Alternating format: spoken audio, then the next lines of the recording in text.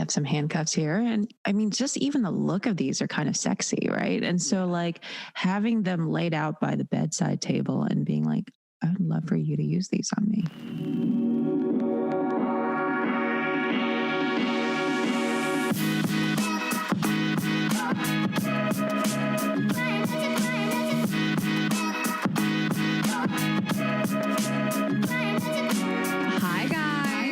Welcome back to another episode of Girls Gotta Eat. Welcome back. Azul's just sitting here with his head on your lap. He literally won't ever do that with me. He does so it sweet. Only with other people. It's like an attack on his mom. He wants to be with me all the time, and he's always okay, Rayna. I feel like he's always like, I dare you to say something. Like he'll climb under the table. He would sit directly under my feet, and he'll be like, I dare you to move your feet. He always sits on my side of the couch, and he's like, I dare you to ask him to move. But he like has his head on your leg. Like he won't do. If he does that with me, it's because I forced him into that position against his will. It's not consensual. Every morning I like force him to spoon with me. Assaulting you. He's not affectionate with me. He's very affectionate with me, guys. You know why? Because I'm withholding with animals. I know. He can feel that like you're playing hard to get. But Lisa did say that she could tell that he's imprinted on me and he loves me. What does that mean? Like in the universe? It's like in Twilight. I don't know why. Dogs do that. They like imprint on like they have a person. Oh, okay. Oh, yeah. I see what you mean. Some dogs like everybody. Lisa came up in my conversation so much last week. Dr. Lisa, she did a dog episode with us. And she's Ashley's best friend. Yeah. And bet.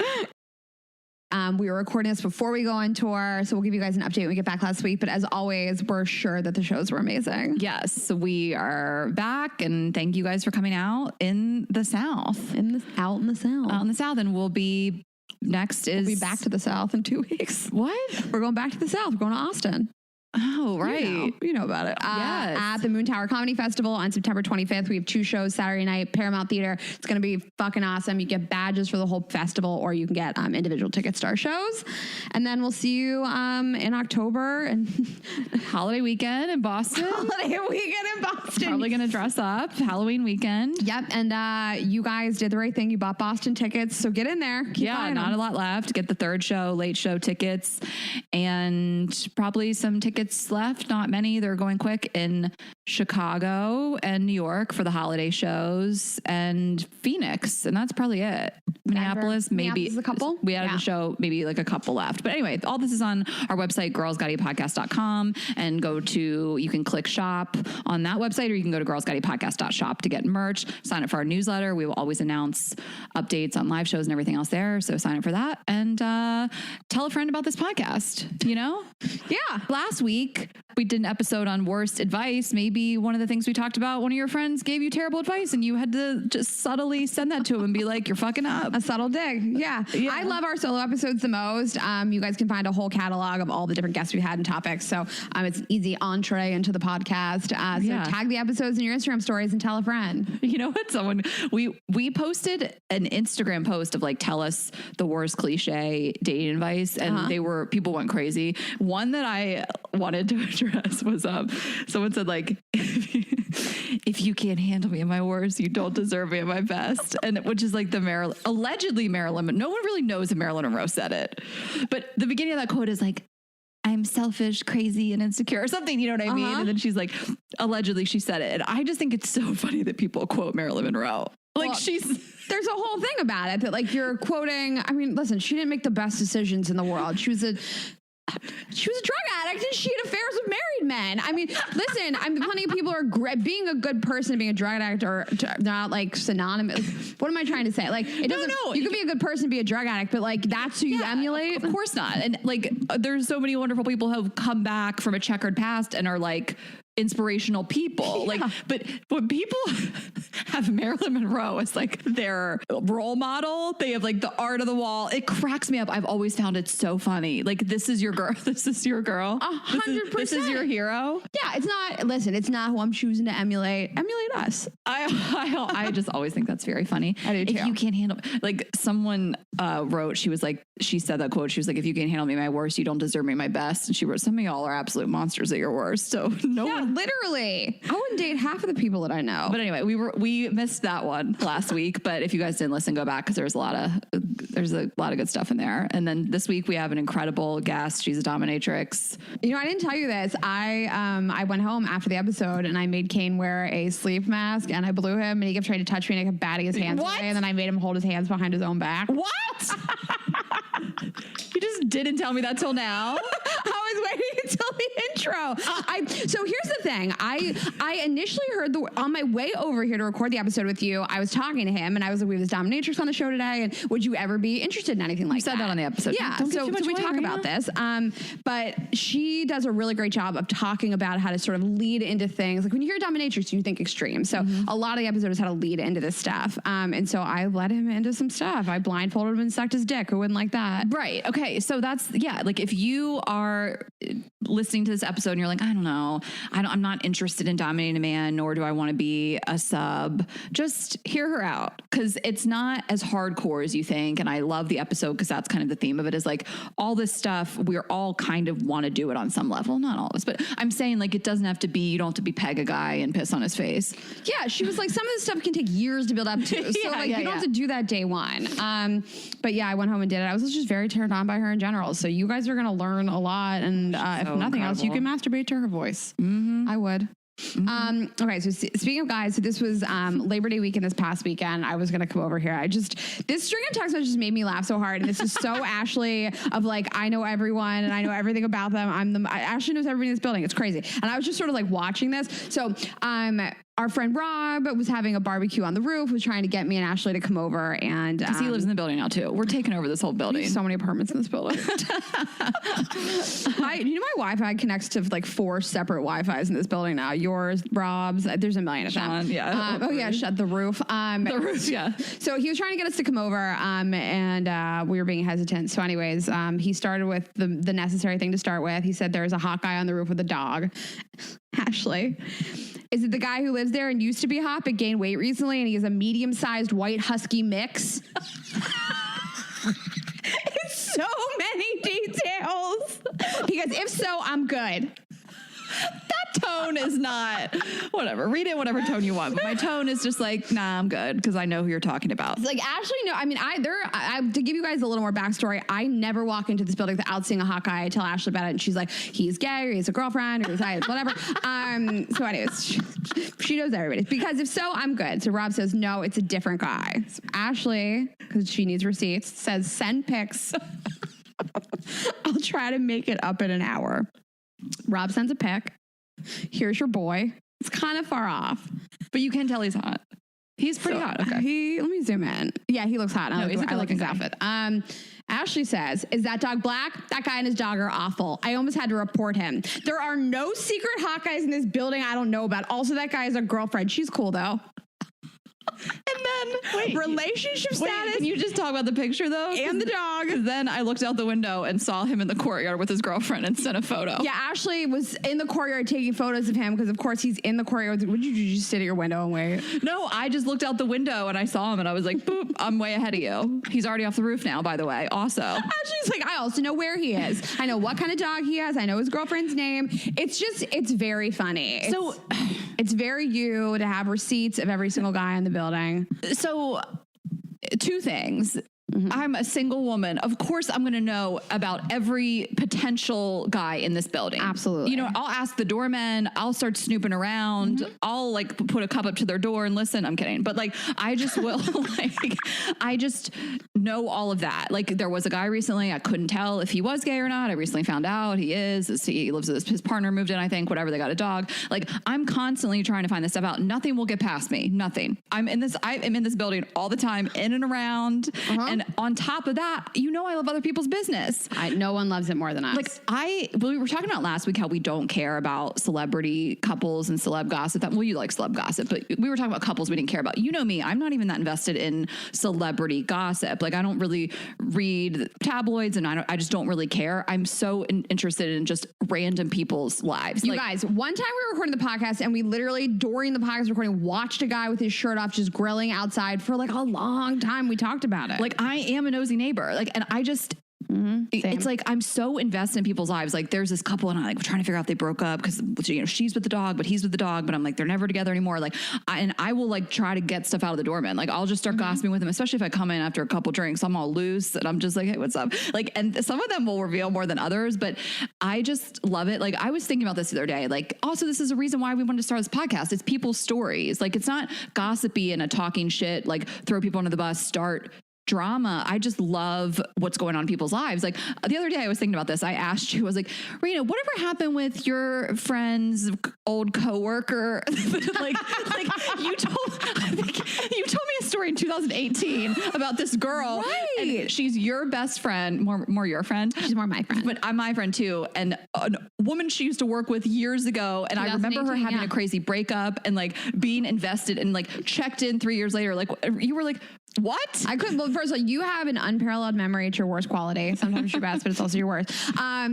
And yeah, we like normal people's drama and gossip, like, guys. I love niche drama. Like The Cut has a category of articles called niche drama, just like real, like, you know, small level stuff. And I like live for that kind of stuff. So yeah. And like we did recently, one of our doormen left, he got a better job. So good for him. But like we were all sitting out in the courtyard working. We had like a good work day. Rob and Allison were out there and we all got that email at the same time. And just like, I started to cry. I was so upset. He is just, I love his whole energy. Like there was a point where one of the other guys left and I told him, I was like, if you ever leave, I'm moving. Cause like, I can't live here without you. And he left. I was like heartbroken. He told me what building he's at though. Do you know? Yeah, I know. All right, we can go stalk him. He's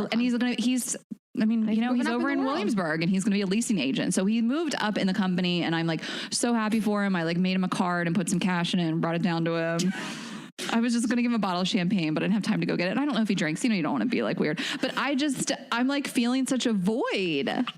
It was just so sad. It was like losing a family member, like our family member moving away. And then my like best friends in the building, I mean, with the exception of Rob that I did the Hamptons house with this summer, they're moving. I'm just like sad, but at least we have like Rob and Allison and the baby. You know, I care about this baby. Guys, Ashley, I've never seen her like love a baby like this, except for also Corey's baby. You are good with babies. I mean, whatever. We talked about this repeatedly on episodes. Like we like being with some babies, a lot of babies. When she starts talking, it's over for you bitches. Her and I are just going to be hanging out all the time talking.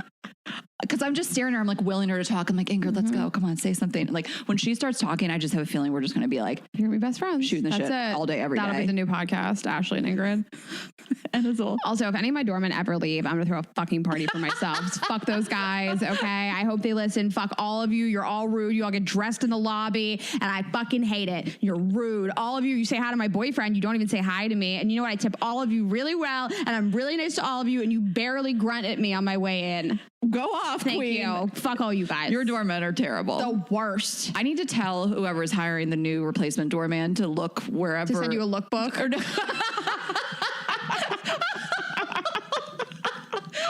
Yes, that, but also wherever your building gets yours to not go there. They're unionized. That's why it's like a unionized company, and unlike the ones here, they're hot. Okay, what do you got on your list? No, nothing. Nothing? No, I said I was going to go out with that guy.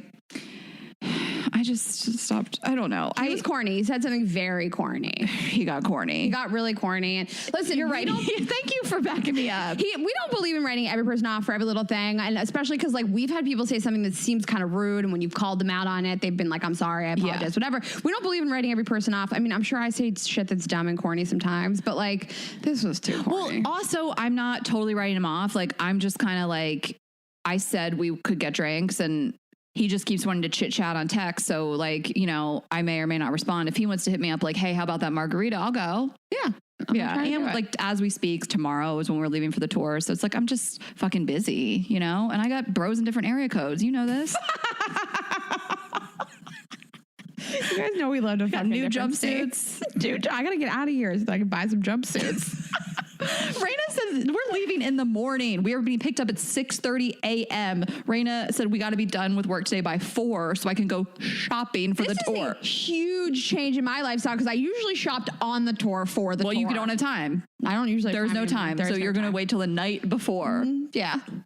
That's what I like. That's my vibe. Last minute. I have a rack, but I also have I have to what's the word? An amendment to something that I said last week. Because a few of you probably watched Clickbait and you were like, this bitch like this. And listen, you can forward ahead because it's a little bit of a spoiler. But the first 3 episodes were fucking clickbait because they were good. The first 3 episodes were good. And then the next 4 episodes are the laziest writing I have ever seen in my fucking life. They just solve this whole case with the dumbest, most illegal, unattainable information that no one could have gotten by any means whatsoever. And then the person who did it, when you find out in the end, first of all, you like guess who did it pretty early on. And you're like, this is fucking stupid if he did it. And then the person who actually did it, who kidnapped him and then killed him, the person who kills the guy is so stupid. It's such a minor role in the show. You're just like, no one cared about this. And he just like walked right into getting murdered. And I just feel like I got duped. I feel like I got clickbaited into this show. And what if they come out and they're like, that was the point? That was the point. Episode 4 is where they really got me, when the reporter is just like, he gets all this data and he breaks into somebody's home, steals this phone, is magically able to get into the phone, steal these text messages. No one questions where they're from. This is not even legal. Anyways, for those of you that were disappointed in my recommendation, listen, it's 8 episodes. It's like entertaining, but it's fucking lazy. Okay. But what I do have is a great rack. If you guys like 30 for 30 docs, which I love, they're ESPN sports docs. Netflix has a new series just like that called Untold. Ooh. A little more under the radar stories, but I think there's 5 episodes out right now. One's about Caitlyn Jenner. The best one is about this guy, Jimmy Galante, who's apparently The Sopranos is based off of him and his family. And he started this minor league hockey team in Danbury, Connecticut, and then bought it, gave it to his 17-year-old son. And it's like hysterical. It's the mafia. It's sports. Oh my God, that sounds so good. It's really well done. It's 90 minutes. There's another one about lady boxing, which is fantastic, with Muhammad Ali, and Layla Ali is in it. Anyways, great series on Netflix. I'm really loving it. I've watched 3 episodes. Okay, I love that. That's my rack. I guess I have one, probably just my Instagram account. I've been posting a lot of videos. That's your rack?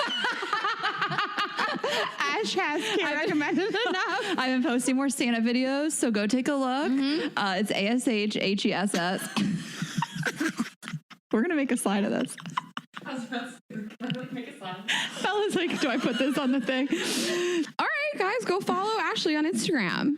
And follow us on Instagram while you're at it. Yeah, Girls Gotta Eat Podcast and Rayna.Greenberg. If you listen, because Ashley's asked, follow her first, and then Girls Gotta Eat. Listen, I have my cup overfloweth.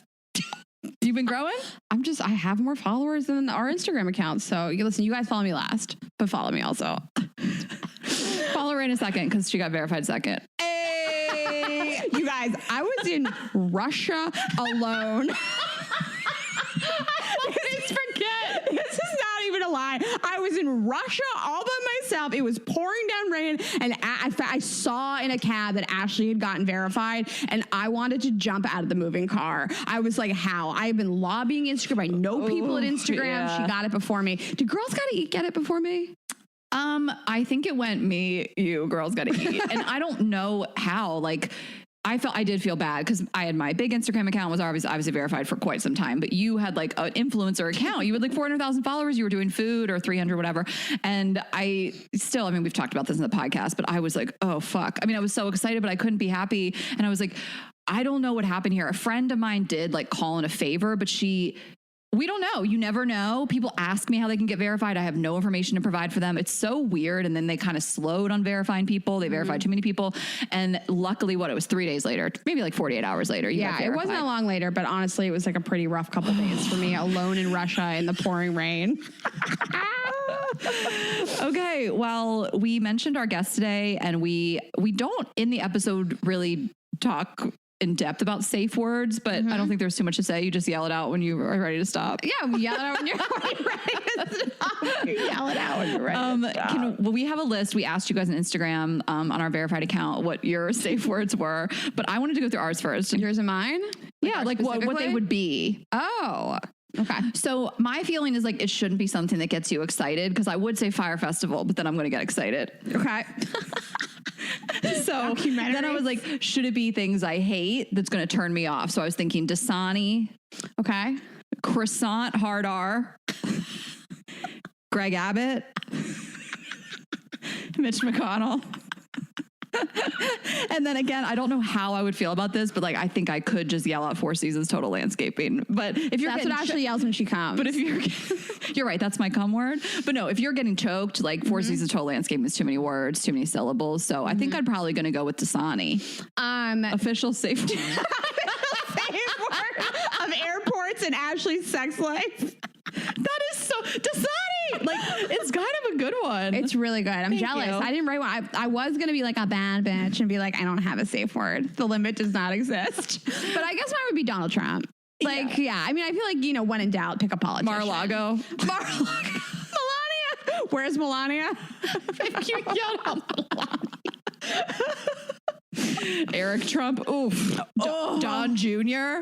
Pussy's closed up. His kids are so gross. Okay. His kids are so gross. Your guys are so funny. And like, I honestly learned how to spell a lot of words while I was typing these out. Yeah, okay. Rayna was just doing these earlier and she was like, I'm learning so much. Okay. Cheez-Its, Brendan, National Geographic, giraffe, armadillo, crouton, chicken salad, chicken tenders, chicken nuggets, Shakira, Beetlejuice, pamplemousse, quesadilla, pterodactyl, and red. Do you know that red, by the way, is the #1 safe word in America?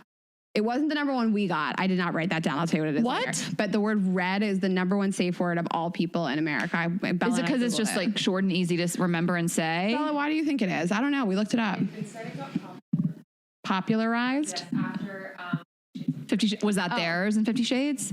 Oh, okay. Also, like I had to look up the other one if too. you were the point of having a safe word is because you're doing something that's pushing your limit, right? Of course, you can always have a safe word in like you wanna, vanilla like, be in the zone, yeah. So to me, it makes sense that it's just something that's really you're going to remember because if you're in a point where you're like kind of fucked up, you've been really trying to push your limits, and red means stop. You know, it makes sense. And then obviously also they had that red room. Okay, I'll read some more. Also, pterodactyl was the like help word in Fuckboy Island on HBO. They mentioned it. People mentioned that's why it was in there. So if they needed help, like they'd yell pterodactyl. Okay, pretty litter. Code GG. Kawaka. Like the animal in Australia? Yeah, the animal. Rub it in. I haven't met one yet. Okay. Pumpernickel, guava juice, pistachio, spatula, ragamuffin. My mom used to call me that. That's her safe word. Oh my God. Galapagos. No, that's too hard. Galapagos. Strudel. That's so good. Gretchen Wieners. Tarantula, pickle, exacto, patronum. It's a Harry Potter spell. Oh my God. Candelabra. Too hard. Snow cone, lasagna. I love that. Poppy seed muffin, foliage, waffle cone, pudding, Saskatchewan, periwinkle. And then what are these? Okay, so people said because it ruins the mood, like that's why I threw these in here. So Voldemort, grandma, uncle, stop, binky, spelunking, quilt, meat sweats, Tupac, Bush did 9/11. Oh my God. Tom Brady, Tiger King, Guantanamo, Geronimo, kiosk, little wiener, global warning, and fupa. Fupa is so good. This next one, I don't even know how to feel about it. You can talk. A lot of people said Azul. I'm sorry. Did anyone say Dewey? Was Dewey in there? No. Well, you can't. You got to respect the king. You know? I respect it. Then the second, I don't know, but Rayna's would be Tough Mudder. That's amazing. And then the #1 submission, which it was like more than 50% of ours, was pineapple. Oh, okay. And I wanted to know why. This is based on a Kevin Hart bit, which I didn't know. Okay. So people are trying to be funny with their safe words. Like you're always in the bell curve. You're not. Yeah. People are like, damn it, I'm not original. I like pamplemousse. I'm not going to remember it, but I like that word. I'm obsessed with that word. One of my top 5 favorite words. Do you know what it means? Yeah, grapefruit. Oh, okay. Yeah, I love it. Because I love grapefruit too. Shakira is a good one. Shakira. I just can't not hear Shakira. Don't really know that it sounds like those. Oh, Kelly Clarkson. These were so funny. Thank you guys. I honestly had to like hold back because there were so many good. We are so excited for a really interesting guest today. She is an educatrix. She has been a professional dominatrix for over 16 years and has a PhD in education from UC Berkeley. She teaches and mentors women and femmes to become dominatrixes. She co-founded Power Play, a boot camp to channel your inner dom with fan favorite of our show, Amy Chan of Breakup Boot Camp. Please welcome to the show, Colette Pervette. Thank you so much for having me. Oh my gosh. Thank you for joining us. For being here. Oh, we are so excited to have you and have anybody that Amy works with. Amy. We know you're fabulous. This is new to us too. Like we're going to be learning a lot today. So I'm really excited to be educatrix. Yeah. Yeah. Okay. I'm awesome. ready. So you have an amazing background in not only just being a dominatrix, but teaching other people how to just explore their sexuality, how to be dominatrixes, how to invite this into their relationship. You have lots of different tools for people. So maybe we talk about you first, please, and how you got into this and, your background. Okay. Well, I got into this 16 years ago when I was a grad student at UC Berkeley. And I had two friends who were working at this house of domination called The Gates. And one didn't have that great of experience. But then my really close friend, she had a good experience. And I remember one day we were like having soup at Smart Alex, this one restaurant. And I asked her, so what'd you do today? And she's like, well, I tied a guy up. I put nipple clamps on him. I cropped him. I flogged him. I put a strap on and fucked him in the ass. And I pissed on him. And that was it. I was like, whoa. Oh my God. That's your story of your typical day at the office? That's what you did today? Yeah. Right. And then she paid for my soup and she had like $100 bill and she had to pull out. And she's like, yeah, now that I'm a dom, I always have to break these $100 bills wherever I go. I'm like, wait a second. I want that story and I want that problem. Sign me up. And so I went in for an interview at the Gates and got a job as a dominatrix. And soon enough, I was fucking guys in the ass, pissing on them. $100 bills everywhere. Paying for soup with hundies. Did that come you're in college. Did that come naturally to you? Because so many people said to us, like, how do I take this seriously if I've never done? Did that come naturally, like day one? You were like, I can't wait to pee on a person. I don't know if it came naturally. I mean, I was kind of a little bit nervous about all of this in the beginning because I definitely had some fantasies about being submissive, but never dominant. And I've only read the story of this one erotic novel as kind of a background to this world. And I lied about my experience to the headmistress. I said I had some personal experience, but I didn't. And so I kind of just acted as if I was a dom, as a woman in power until I was. And something does happen.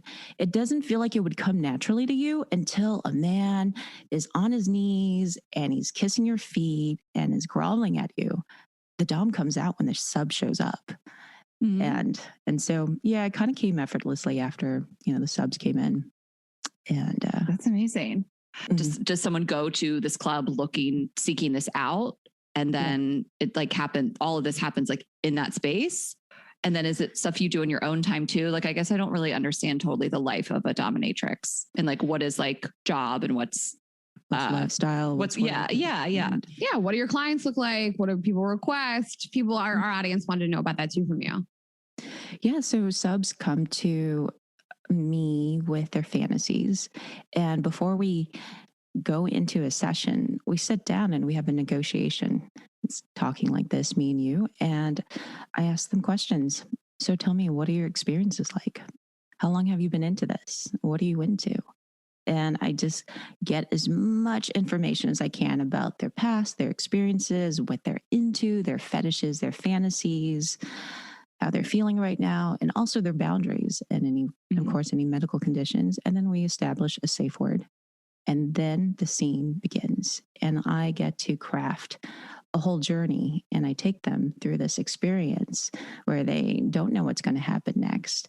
I put them in a position that's compromising. I tie them up. I put a blindfold on them and they just submit and surrender to the experience of not knowing what's going to happen next, but they're completely seduced by me and the space that I've created. And every moment is a practice of saying, yes, I accept, mistress. Thank you. Even if it hurts, even if it's so degrading or humiliating, all of it. They just keep on finding a way to say yes. Thank you.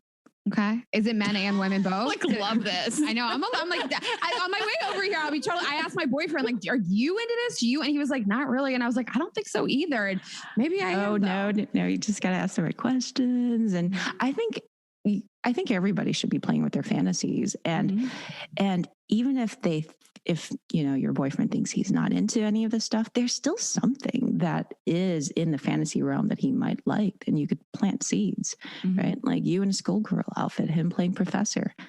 It's kinky, right? Oh yeah, yeah, right. Yeah. It doesn't have to be you wearing like a leather corset and holding a whip. You could ease your partner into this by making them feel like they're the dominant, because I think a lot of guys feel like they don't want to explore this with their partners or girlfriends because it might be emasculating, and then you might not see them the same way after if you fuck them with a strap on and call them slut, right? All these things. But there's a way to ease into it so that that's not like the first thing you do. That might be like 8 months into it. But initially, he's topping you, he's spanking you, and then you reverse the roles, right? Yeah, and we're going to get into all that. We're going to get into BDSM for beginners and all that. People are probably just like chomping at the bit. But I have to ask you, I hope this is like a weird question. No, you could ask anything. Is this how you are in your personal life too? Like, is this what you do with romantic partners, or is it a job? Is it both? I think I wouldn't say I act like a dominatrix with my partner. So I'm not like, I don't have this tone. I don't have this like presence, the dominant presence. Like with my partner, I actually want to be the opposite of like sexy and like dominant. I want to be like childish and muppety and like goofy and like totally unsexual. Okay. Yeah. Like my alter ego to like the antithesis of Colette is Slut Muppet. And she's like super muppety and sexual, but makes everything very unsexy. Okay. So like her voice is kind of like, oh, what? Okay. Is that what you're into? That sounds sexual. All right. I'm into it. Okay. And my partner was actually my client and he was my sub. And now, not anymore. Okay. We're equals. And probably because like slut mode comes out so much to play that it's not sexual between us at all anymore. What is the story? She's like, so I was a dom, he was a sub, now I'm a Muppet, and now we're just Muppets. Like, what? You live a true double life. I'm like obsessed. You have a really wild life. I mean, you and I talked about it. Yeah. You're in an open relationship. Well, you can tell about your life. Yeah. I'm in an open relationship. I have 2 life partners, a couple of lovers, and sister wives. And it's like this really fun polycule where we all just love each other and want the best for each other. And that means, go ahead, fuck around with my friends. It's I don't know. It's very open and fun. And I love free love and lots of love, threesomes, foursomes, orgies, all that stuff. So it's not so much of the dominatrix stuff in those situations. Like this is your profession, so you're really good at it. But so I would assume people would want that, or am I wrong? I feel like parts of the dominatrix comes out in those experiences, in that I feel like a dominatrix is someone who's always curious about other people's experiences, what turns them on, what's their fantasy. So I feel like in my everyday life, I'm always curious about people's dreams and fantasies, erotic ones, and also big life dreams. And I just love getting to know like you and all of the parts of you, even your shadow and your shame. Like, tell me everything so that I can work with everything and play with everything. And so in that sense, I feel like the dom is always out and playing, but I'm not always like, holding a whip and being like, right. Wants to get fucked in the ass right now. Yeah. Okay. Got it. You sent out a group text to the sister wives. You're like, who wants to get fucked in the ass right now? When you were growing up, we don't have to. Oh, what are you drinking? Yeah. I'm drinking tea out of this like Pyrex measuring cup because I feel like it brews better in this glass. I love that. I have one of those. Maybe I'll try that. Oh yeah, you should try it. It actually tastes better. I had a hot toddy last night. When you were growing up, I'm just curious, like, did you grow up in a household that was sex positive or in like an environment that was sex positive? Did you grow up seeing anything like this in your whole life? No, not at all. I grew up in a Buddhist household. I converted to Mormonism when I was 10. And so I was a Mormon for 8 years. But I did start masturbating at the age of 3. and really got deep into like my fantasies and like erotic world pretty early on. And then when I was Mormon, I had to like stop all of that because it was a sin. And then at 18, I had sex for the first time, and then I stopped being Mormon and then just continued down the path of sex and exploration. Did you convert it to Mormonism because of your parents, or were you just like 10 and you were like, I'm going to do this? My best friend was Mormon. I heard it was like a cult, and I was like, oh, what's a cult? And I was just curious about this white cultish community, and I wanted to be more white, and I'm Asian. And so, yeah, and growing up in suburbia, I just wanted to experience something different. Okay. Okay. I ask about your background because I think a lot of people that we had submissions from just said like, how do I get into this? And it makes me uncomfortable or nervous. I want to try to take it seriously. And I asked to say that like, even if you didn't grow up with any type of sexual excitement in your life, or you weren't granted the permission to behave like this, that you can, you know, like anyone can grow into this. I mean, I grew up in the 80s and 90s before like the internet was a thing. Like none of this I was exposed to. It was just all in my head, the fantasies I had. And I think that you could work with that. And now we have the internet, and there's like so much kink out there in media, and it's more acceptable than it was when I first started. Yeah. And so there's always a way in. So in a club, like the place that you worked, is it all female doms and male clients, or is it a total mix? It's typically female doms. Right. I figured that. Yeah. I was just, but then female clients as well, or is it heavy on the male clients? I'd say it's heavy on the male clients. And then there's some couples. And then I think there's some women now more than they were before. I feel like women are now open to seeking these experiences and paying for a provider than they were before. I think people are finding this more socially acceptable. And so, yeah, but typically it's male clients, female doms.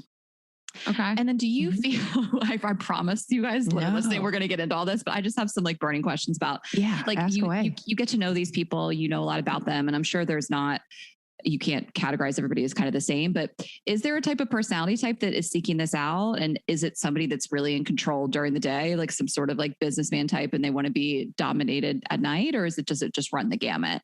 No, I think that stereotype is true. I think that when you are in control, you do want to have this experience of fully letting go and surrendering.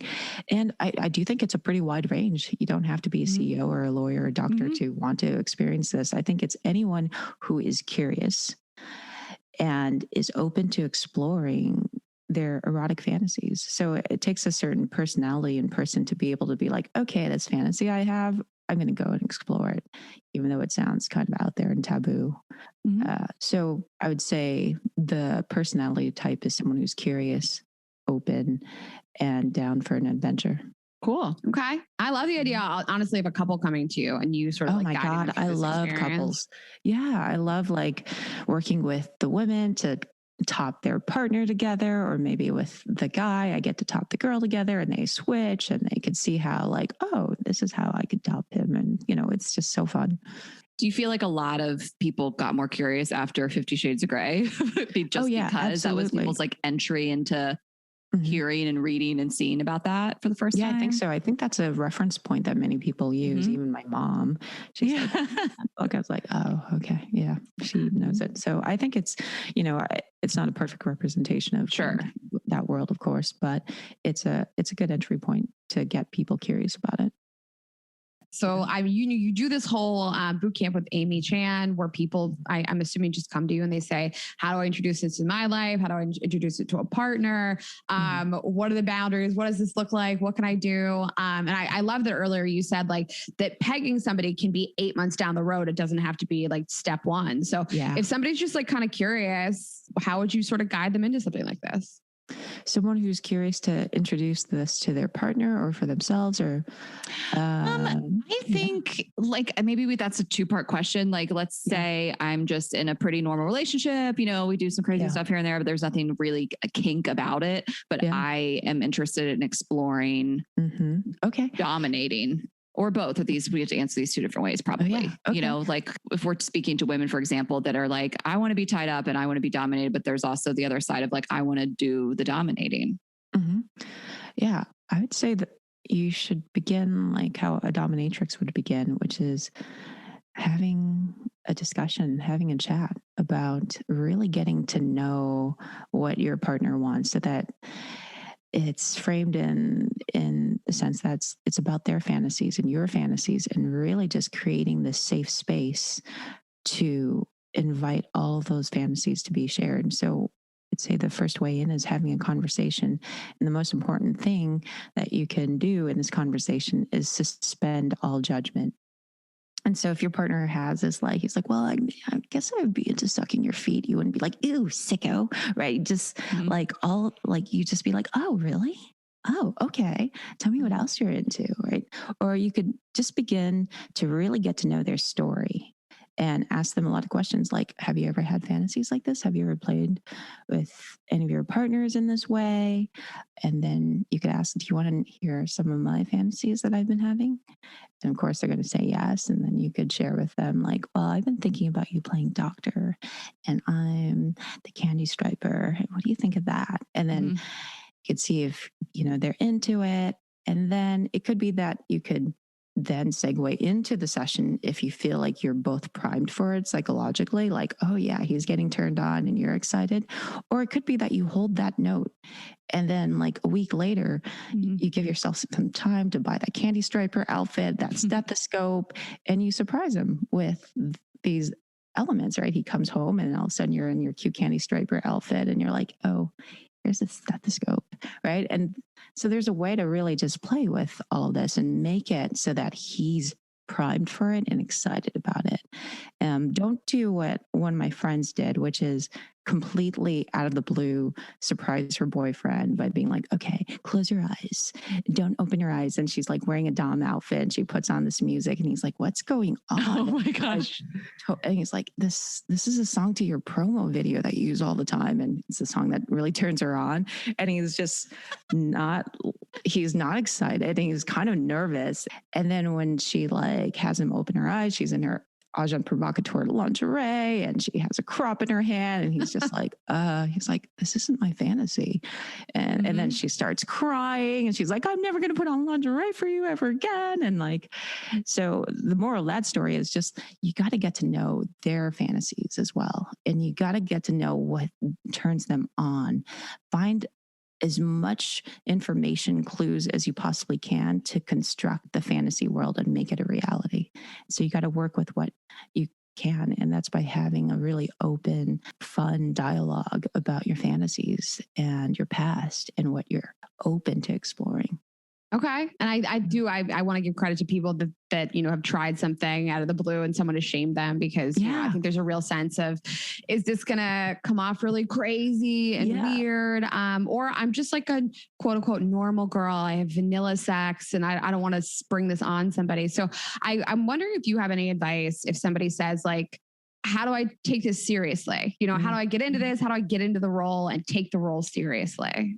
Well, if you want to take the role seriously, you kind of have to not be serious about it. You have to play, right? You have to be just like a child in a sandbox with your partner, two kids exploring things that are just like, hey, you want to try this out? So I think really approaching it not so seriously and being as childlike and open and curious as possible. And really, if you can, it's because all of this is pushing you to let go of yourself and your ego and your identity, right? Because you're not a candy striper, you're not a patient. That's not who you want to be in your everyday life. But in this moment, you want to explore that feeling of helplessness, of social compliance. You want to experience that.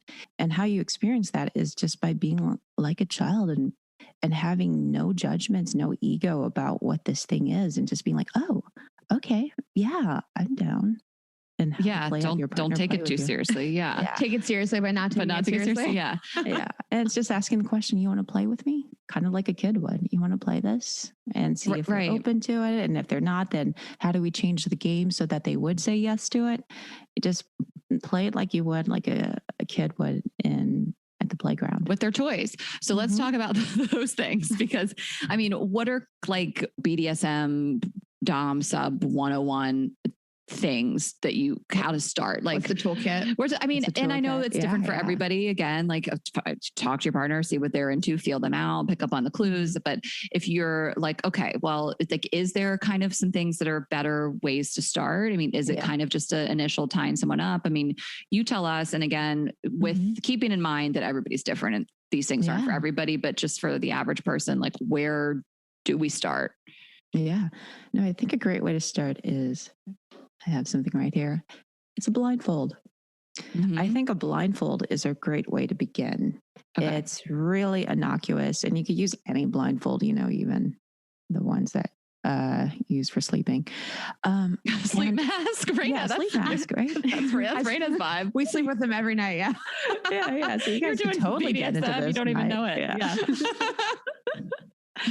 Yeah, just something like that, because introducing something like this and having your partner put the blindfold on you is you suggesting, like, take my power away, because there's so much power in your sight and your vision and being able to navigate the world. And when you take this away, take that sight away, then you really are giving your power to somebody and being like, okay, I don't know what's going to happen next, but I trust you. And you might spank me, you might finger me, I don't know, but I'm saying yes, right? And so something as simple as that. And that could be the first entry point, just the blindfold. And then spanking, right? Like, it doesn't have to be like, a riding crop, or anything, but eventually maybe you'll get there. Yeah. But something simple as like a blindfold, that's already playing with power. And that in itself is, it doesn't even feel like kink that much. You don't want your partner to kind of like freeze up and be like, oh, what's going on? Like, you're being a dom now. And like, you can put the blindfold on them and imagine like all the sensations that they are excited to experience from you. And like, one position that I like to have my lover in, and he's like super alpha, and I have him on his stomach. His legs are spread and his cock is like in between his legs. So I have access to it while he's laying, and just like playing with his cock, just with my finger, and like playing with this whole area while he's like blindfolded and laying on his stomach with his legs spread. That in itself is kind of submissive and a position of surrender, but it doesn't feel too extreme or too out of the realm of what they're comfortable with. And if you're making them feel really good in that experience, then they're going to keep on saying yes to the next thing. And, I'd say, like, the thing is, it's not like pain. Don't begin with pain, begin with pleasure, and like begin with like creating a lot of space. So you don't want to like just start spanking them and like laying on all this like sensation. It's just like stroke them and then give it some space, then a spank, and then like stroke that spank. And then like, just really give it a lot of space for them to relish that sensation and then to anticipate what's going to happen next. So go slow. I love that These advice. are such great tips. I think that like so many people are like exactly what you said. My man's really alpha. He's never going to go for this. And to go slow and to just like stroke a little bit. Like you don't have to whip them with like whips and chains, I mean, you can if you want, but I like this way of easing your man into it. Cause I think a lot of men, heteronormative men, are just going to be like, I'm not fucking doing that. Yeah, no, you got to figure your way in. And if it could be just like, even like the light stroke, a lick on their cock, and they're like, ooh, is this going to be a blowjob? And all of a sudden it becomes like something else, but then give a little space, and then they still anticipate maybe the blowjob, but then, really get them like questioning, like what's going to happen next. But whatever it is, it's going to feel really good because you've gotten them in this state of like high arousal, high sensation, and also play really good, sexy music so that you can really just play off of that rhythm and the crescendo of building up to that song too. yeah, I mean, you could, and also, I mean, this is not like a hot take, but you can just put on the 50 Shades soundtrack. I mean, regardless of what you think of the movie or the brand or the books, like the soundtrack is just like, it's perfect for this. Yeah. But I just love this because, I mean, I think we all understand that like when you take a sense away, the other ones are heightened. So, you know, you take away sight, you're going to feel and smell and all the things more. But I think that this feels intimidating to people. And like, you don't go from never working out to running a marathon. So why would you go from 0 to 60 with BDSM? You know what I mean? So I think like, I love that we're having this conversation, like blindfold, that's it. Step one. And then you've fully like entered into the space, you know, it's, you've done it. You're there. Like you're rocking and rolling. Like people are like, but I don't want to be in pain. You know, I don't want to be like, it's like, well, that's not how it's supposed to start. Like you said, it starts with like pleasure. I feel like all I'm going to do this weekend is fuck. I mean, I didn't know even what to do this weekend. And I was just like, what should we do? Let's go to a food festival. I'm going to blindfold my boyfriend, suck his dick. Oh my God. But we had someone on, I can't remember now for the life of me, but we had a woman on the show that her partner blindfolded her and she liked, just like you said, feeling like, I don't know what's coming next. I personally would probably like to be more submissive in my fantasies. You know, I'm more dominant in daily life. And like, I like that thought of a guy having the power and honestly being surprised, not knowing what's coming next. Like that's exciting to me in every area of life, is like being surprised and in a good way, in a pleasurable way. Obviously. I'm going to tie Ashley up after this. But actually, speaking of time, so let's go to the next sort of step. Like, let's talk about maybe handcuffs or ties and how you might like introduce that and what you would do with those things. Yeah. So if you feel like your partner is kind of open to like kink now because you've kind of introduced it in this really like pretty subtle way, then you could just like I have some handcuffs here. And, you know, I mean, just even the look of these are kind of sexy, right? And so like having them laid out by the bedside table and being like, I'd love for you to use these on me. Of course, he's going to want to use these handcuffs on you. And he's going to realize like, oh my God, it's so fucking hot. Like fucking you with your hands cuffed behind your back and just really using you like a toy. Right. And so I would say the way in is for you to experience being the sub and being bound first. And then once he's getting off on how you look being bound, then maybe you could turn it on him. The whole thing here with working with like your boyfriend is really trying to sidestep their ego. And you don't want them to feel like too quickly emasculated by this experience, right? And so giving them the choice to be the top first. And then they realize, oh, wait, I guess I am kinky. I am into this. This is super hot. And then, you know, eventually you could turn it around on them and be like, oh, can I cuff you? And then like maybe in that same position where they're on their stomach with their legs spread, they have their cuffs behind their back and you're like really just doing all the things you want to do with them and tease them and spank them and play with their ass a little bit. And, you know. Yeah.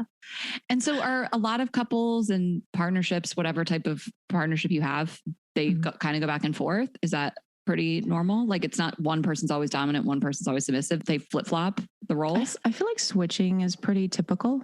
Okay. I love that. Yeah, I'm a switch. I love switching.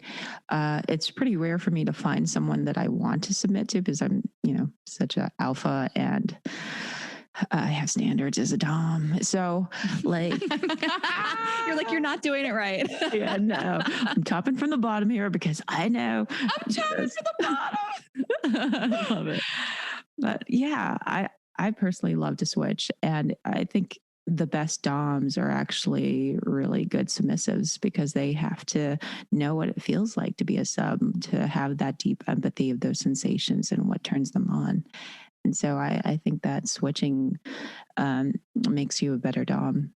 So yeah, I would say that for couples who are both exploring this, I think it's a good idea to explore switching. And it could be that to really bring the guy into playing, then have them top you first. Okay. I love that. Trick them. I'm kidding. Yeah. Trick them. And then they're like, oh yeah, I'm kinky. And then, yeah. Okay. Then Exactly. Strap on. I do want to get to pegging. Is that the final frontier? Yeah, I want to get to that. But I have a question.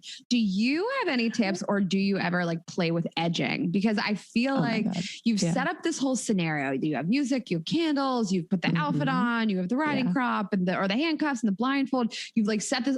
I would hate for it to be, I mean, it sounds funny. I'd hate for it to be over in like 6 minutes. Oh yeah. That's so funny. Like when your mom would slave all day over the meal, and then she'd be like, "You guys eat so fast. You ate it in 10 minutes. I've been cooking this dinner all day."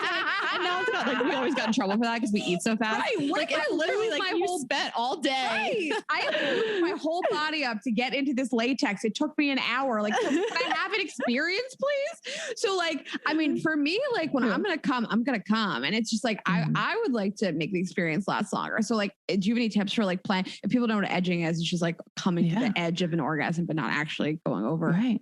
Coming. Well, I think all of BDSM is the huge edge, right? Because when typically clients, when they come to see a dom, there's no sex.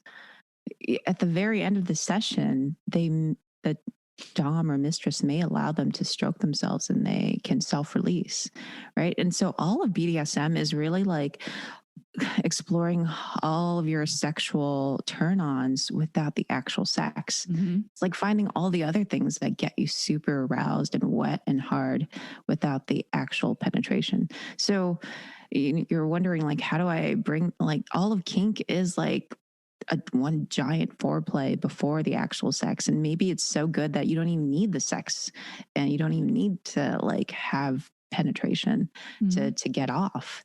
But yes, BDSM is one huge like edging session, I think. And the way to kind of really extend it is just like all of like the stuff in kink is just like building it up. You're just finding all the ways of what makes your partner wet and hard and just want more. And, you know, we talked about like going really slow, building anticipation, mixing in something that is super pleasurable with something that's really painful, right? Like it's all of that is like stretching out this experience where they're just like, oh my God, what's next? Oh my God, that was amazing. Holy fuck, right? Like the whole thing is one big edging experience. And so you can put on that cat suit and it can go for like as long as you want because you're in control of how you want to come or not come. So like you can sort of wait a while for the actual penetration. Yeah, no, absolutely. Or never do it. Is what she's saying. Totally. I love that. Like I love that. Or that you don't even just and you can make it where like, I mean, not a lot, but a few of my subs are really into chastity play where it's just like there's no coming at the end of the session. And I tell them they can't come and I put on like a chastity cage and lock them up. And then it's like prolonged for weeks that they don't come like this.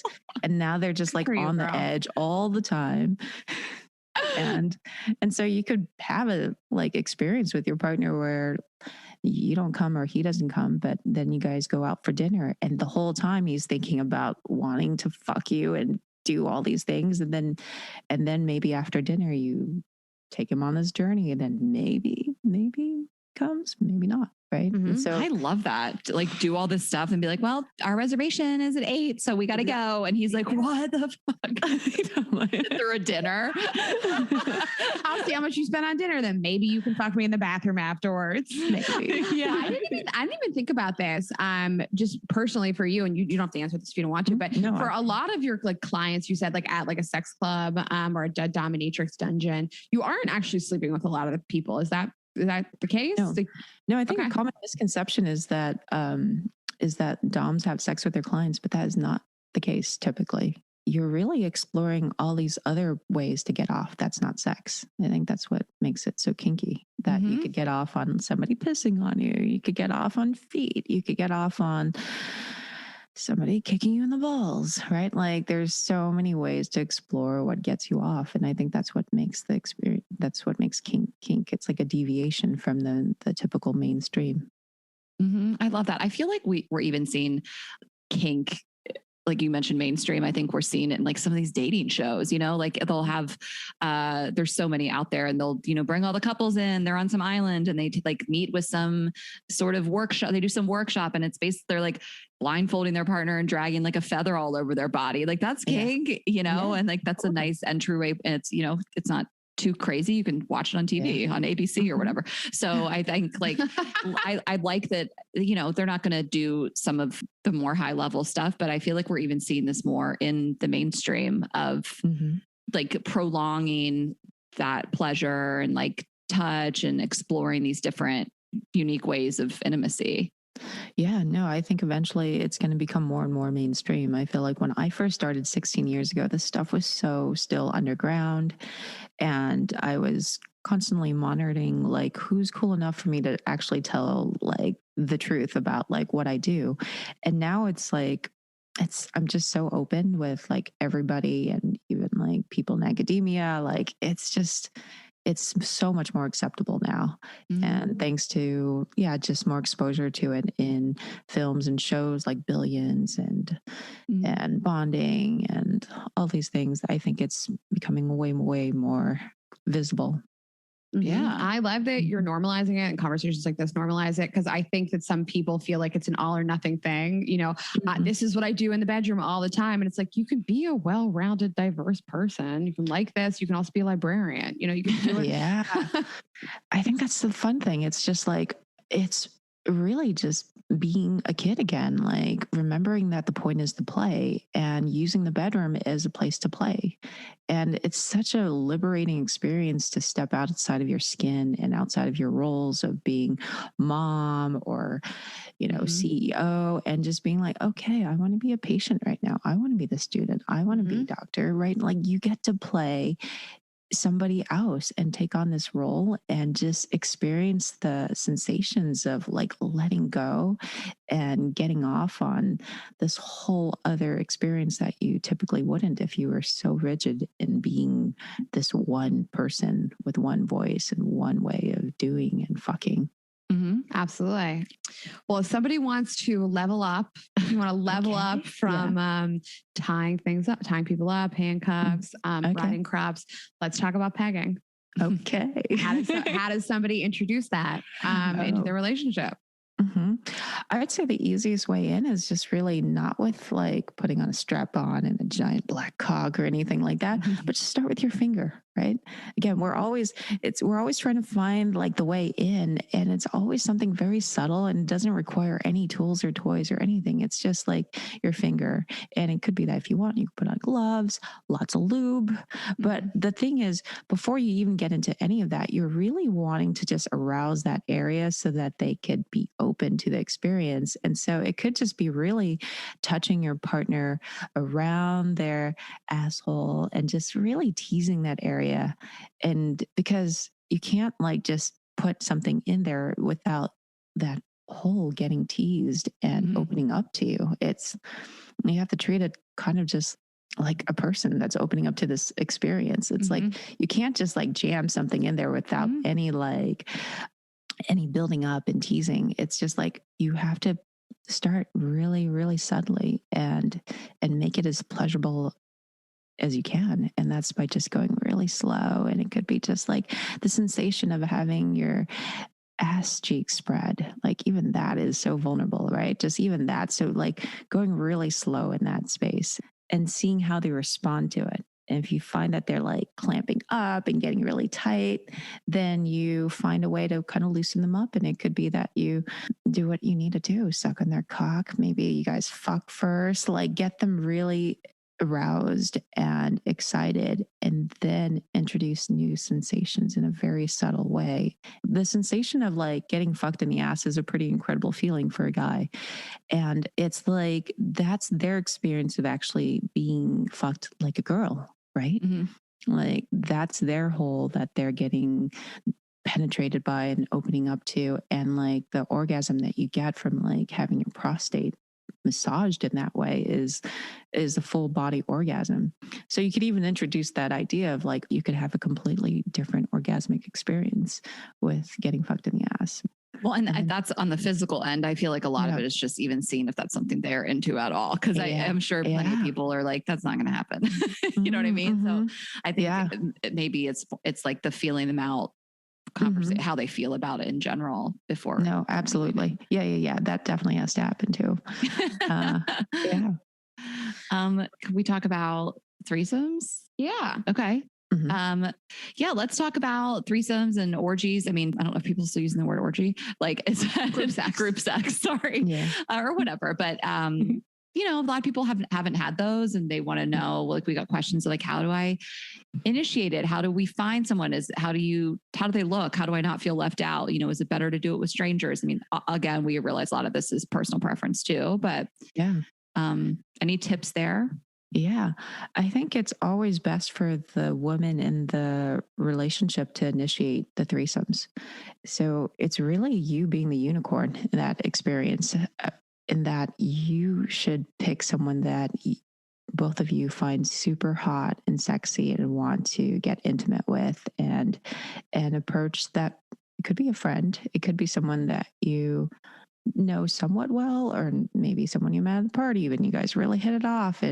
But I think it is helpful to like know someone that you kind of know well and have this conversation with beforehand, before you kind of dive into it, and just be like, oh, what would you think of like us three being together, and just introducing that idea of that, just that as a fantasy. And then, you know, something happens when you just begin with like having the conversation. I say, you know, just saying it can make it happen. So once you start talking about threesomes, you're eventually probably going to have a threesome. And it really is up to you as the woman or the femme in the couple to really initiate it, because it just doesn't really work well with a guy bringing another girl in and being like, okay, girls, you're going to like do something super hot for me, right? Like you have to be the one to really make the other, say, if you're going to choose another woman, to bring her in and make her feel comfortable to this experience and make her feel at ease that you're not going to get jealous or triggered by her being with your partner, right? Like you have to create the safe space for everyone to play in, and by showing that you're open and you're down to experience this pleasure together. And it's not something that, you know, it is something that it's a litmus test of yourself and your sense of security and the security of your relationship. And if you feel like you're in a vulnerable position or a place where you don't feel secure enough, then it's not something you should introduce.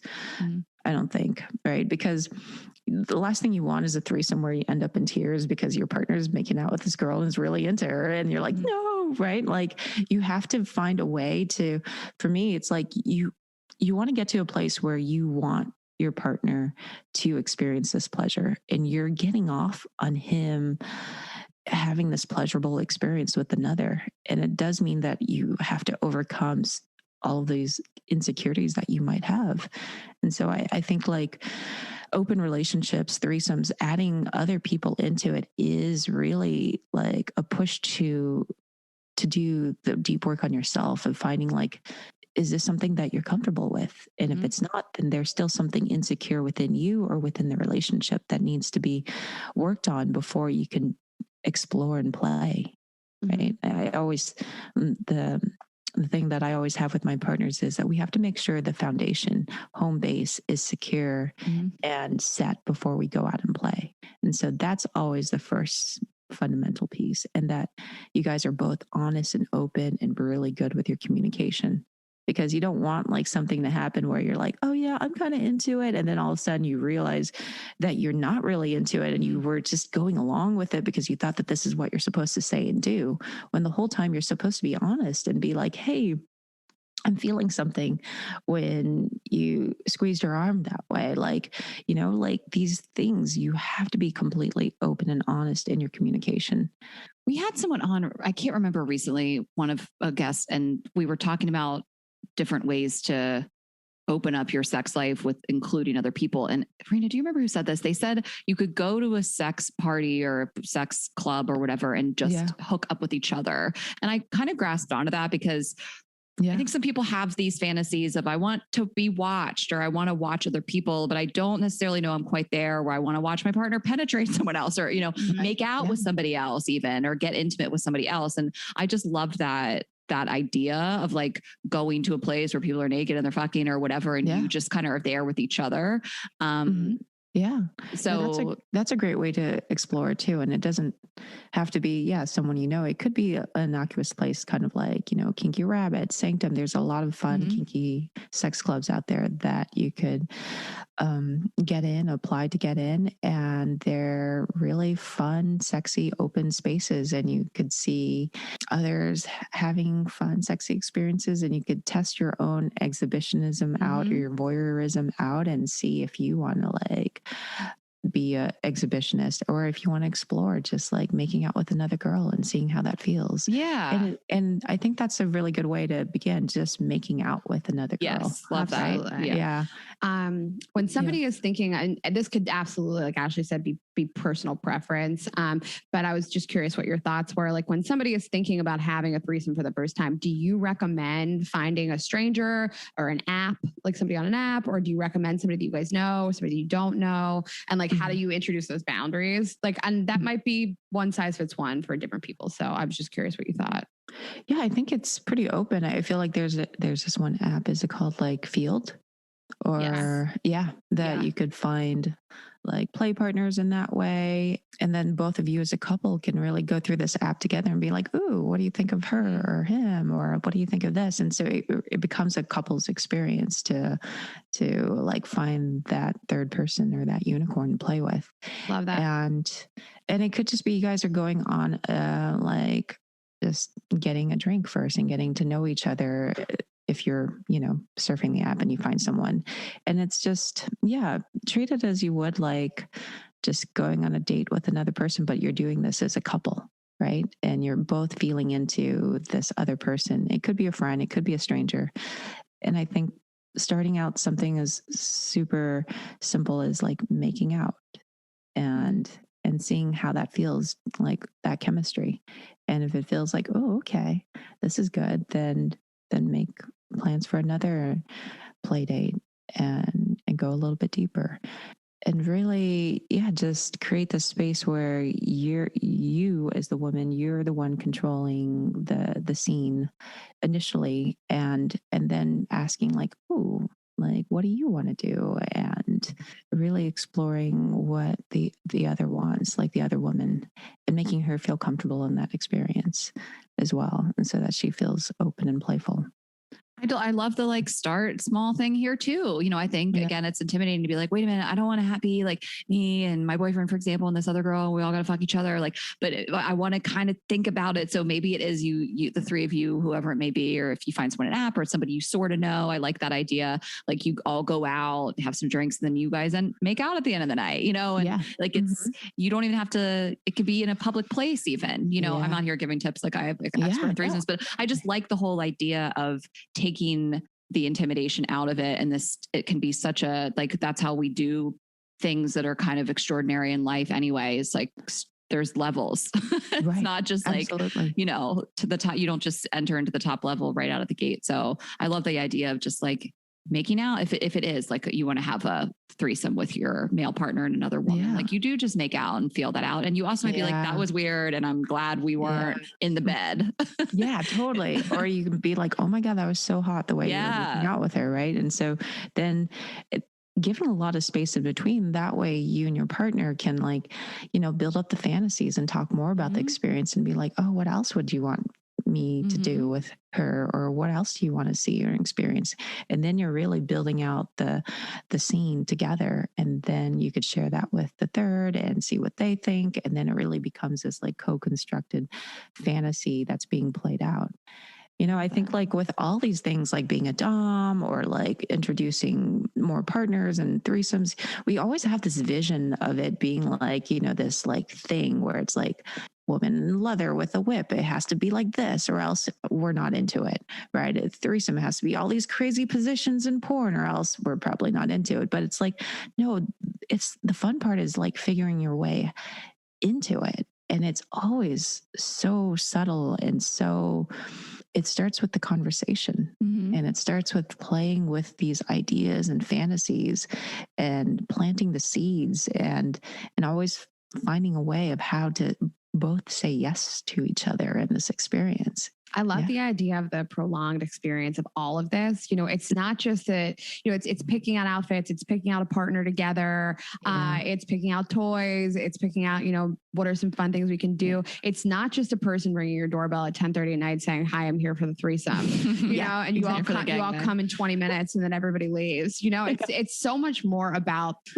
the journey, the destination. Yeah, it's so true. All of this turns me on, you know, thinking about like going to a sex store and like picking out toys with your partner, browsing an app and picking a person with your partner, and just all these things really excite me. The whole journey to the destination excites me. Well, should we wrap up with some of the like resources?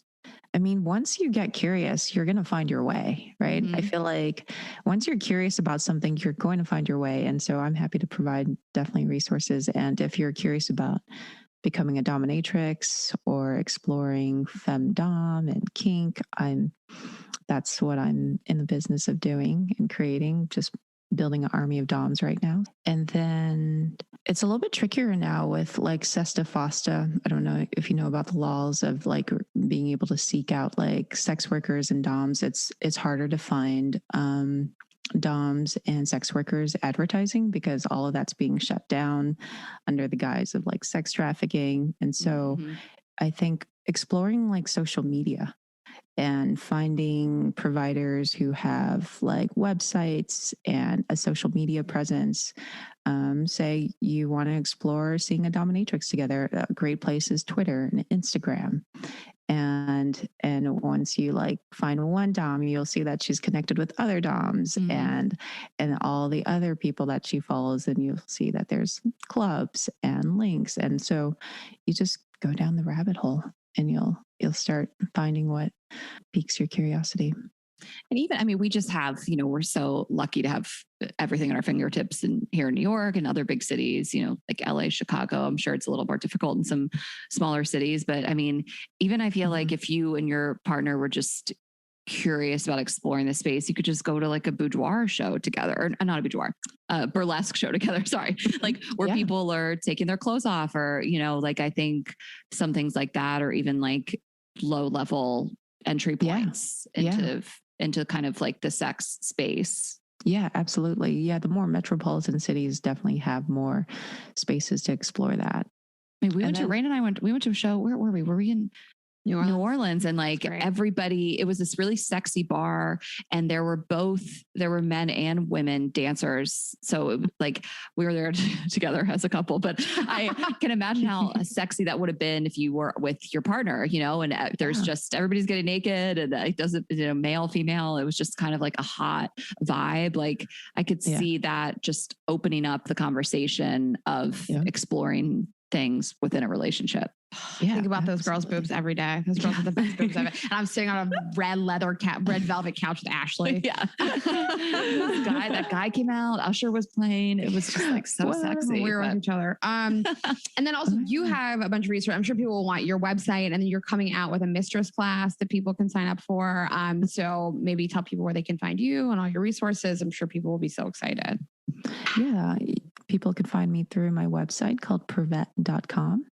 And there I will also, it's a rabbit hole experience. And the deeper you go, the more intimate the experience gets. And there you'll also find the landing page for a mistress class and how to sign up to be a mentee and explore the world of female domination, finding your power, and making your dreams come true, erotic ones and big life ones too.